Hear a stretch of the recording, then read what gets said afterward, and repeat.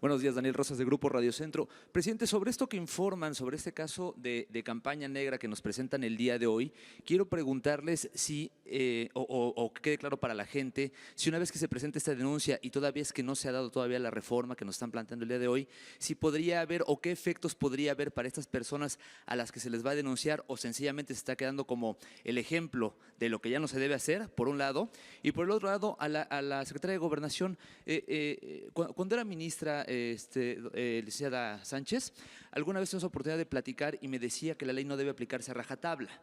Y en este caso le pregunto si el criterio sería el mismo, sobre todo por esto que agregaron los legisladores, que ya no nada más se limita al huachicol, a los delitos que se expusieron, sino ahora meten, por ejemplo, el caso de robo a casa habitación. En automático una persona que a lo mejor por alguna necesidad tenga que robar ya tendría que ir a la cárcel y entonces ya no tendría derecho a fianza. ¿Sería este mismo criterio de no aplicar la ley a rajatabla? Muchísimas gracias. Sí, primero, Santiago puede explicar. Mire, le pedí a Santiago Nieto que hiciera esta exposición por dos razones. Una, porque está iniciando el funcionamiento de la Fiscalía Electoral y es dar a conocer que ya existe un fiscal electoral.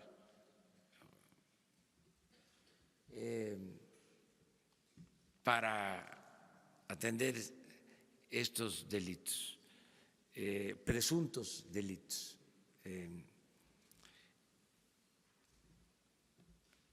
Ortiz Pinchetti es el fiscal electoral, José Agustín Ortiz Pinchetti, que es un hombre recto, que lo conozco. Va a actuar con independencia porque pertenece a la Fiscalía General y la Fiscalía General es autónoma, la dirige el licenciado Alejandro Gertz Manero, pero dentro de la Fiscalía General, la Fiscalía para atender delitos electorales está a cargo de José Agustín Ortiz Pinchetti. También para que se sepa que ya existe el fiscal para este asunto.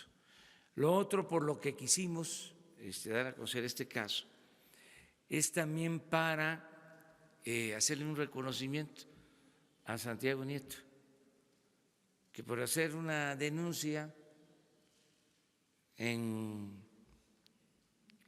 su tiempo fue cesado.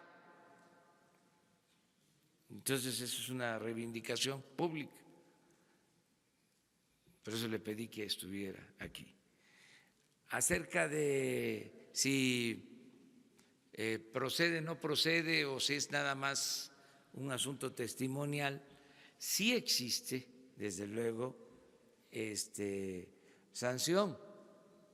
Si se demuestran, ¿no? Se prueban que son ciertos los hechos, que eso es la autoridad competente la que lo va a decidir. Nada más que son sanciones leves, que causan risa. Por eso ahora se toma la decisión de que delito grave el fraude electoral. Así estaba en la Constitución de 1857. Se podía juzgar al presidente de la República por traición a la patria y por fraude electoral. Y se modificó en la Constitución del 17. Se dejó nada más traición a la patria. Ya se los dejo de tarea el por qué la actuación de esa manera, pero se quitó.